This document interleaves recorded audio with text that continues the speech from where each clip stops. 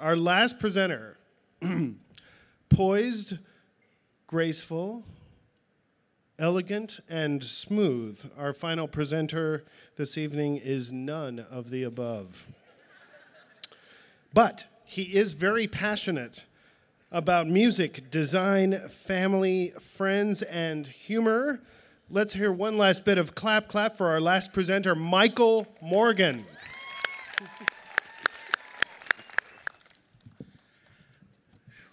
First, I should start off by letting you know that a few inappropriate words might slip out during my presentation. I kind of curse a little bit once I get on a roll, so be prepared.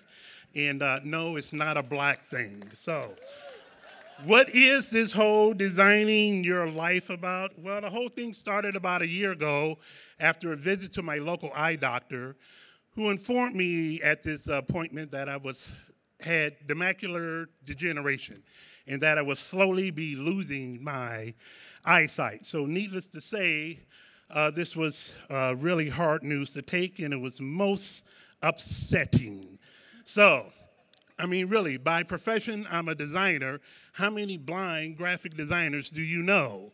I was thinking of it like, unlike Kung Fu and music, not only is the hero blind, but he's great at what he does. I'm pretty sure being able to see has a lot to do with designing anything. So therein I had an epiphany, and I use that word lightly because I don't really understand what it means, but it sounds better than an ideal. So I had this epiphany that I was going to fix whatever was bothering me. So in order to fix the situation, you first got to understand what's the cause of a problem.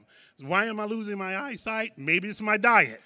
Maybe I'm drinking too much, Maybe I'm overweight. I need to exercise. Could be internet porn. All of these things has something to do with your eyesight going a little bit nutty. So I figured I'm going to cut out all of this stuff, I was going to come up with a plan. I was going to reinvent myself. I was going to redesign myself from the inside out.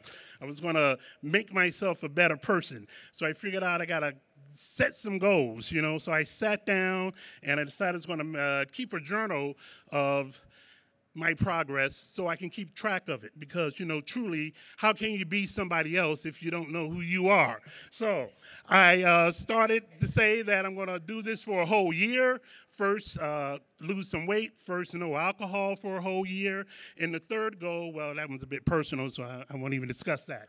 But anyway, so I had this list of goals that I was going to do. First, I was going to work out, treadmill, exercise, Taibo, and I was psyched. I was pumped. I was going to get in shape. I was going to change my life.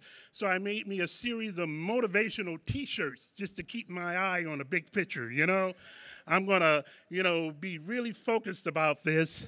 I had some T-shirts made for myself from where I work at a graphic design shop, and I was going to be Flash, Superman, and all those guys because I was thinking not only outside the box, but to think outside the box that the box is in, right? So I'm just pumped, and besides losing my vision, I started thinking about, well, maybe I shouldn't be driving, that's, somebody could get hurt, and who needs those demons on their ass the rest of their lives, right?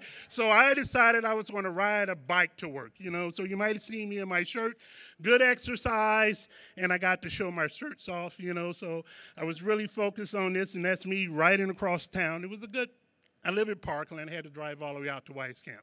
So then I had plan B, which I considered dress for success, because it's better to look good than feel good. So I was going to wear suits to work, I was going to look sharp, feel good about myself. But therein lies another problem, the whole thing with dressing up, what tie with what shirt with what pants, what shirt, what tie. How women do this shit every day, I don't know. But, hey, I can't just throw on anything. In my profession, other designers would know, other designers would talk. So I figured out a quick, easy plan, the lazy man's dressing way of dressing. I call it the old black tie. Black tie, black pants, black shirt, black shoes, multicolored shirts, bright, colorful, beautiful shirts, simple to wear, nice, smooth, clean look. It's a classic way to look good. Right, so there's my shirts all lined up there, and we have some before and after pictures. The first set is, I would ask my wife, do I wear this tie with this pants?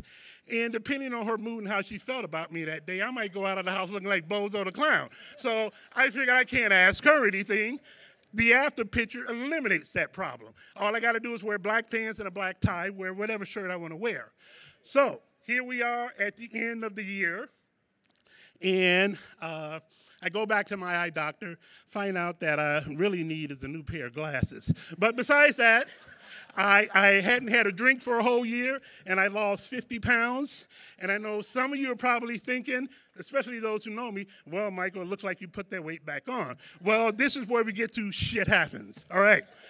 One day I'm at the gym, and I'm working out, trying to keep up with a couple of 20-somethings on the treadmill, and I blew my knee out, which is sad because all of a sudden there I am back at the doctor's office. They're looking at my knee, torn meniscus. 12 months to lose 50 pounds, 2 months to put it back on. How does that happen? So I had to figure it out. Okay, what am I going to do now? This is another thing that's most upsetting. I feel like I've been here before, So I figured out, how many crippled, blind, overweight graphic designers do you know? All right, so now I got to figure out another approach. I'm going to start all over again. I'm going to redefine myself. I came up with this other idea. Well, it wasn't another idea. It was actually another epiphany, but by this time I knew what that word meant. So I was really excited about that. I figured out I did it once, I can do it again, right? Because if you fall off a horse, what do? You shoot that son of a bitch that threw you off and you get you another horse, right? So never die, never surrender. Keep hope alive. I was going to start all over again. So there I was, back at the old journal. I'm going to write stuff down. I'm going to start all over. Me and the wife are going to Paris for our 20th anniversary. I got to save money, just all over again. So in closing, I would like to quote Ben Stiller's character, Tug Speedman, from the movie Scorcher 5 in the movie Tropic Thunder. Here we go again. Thank you.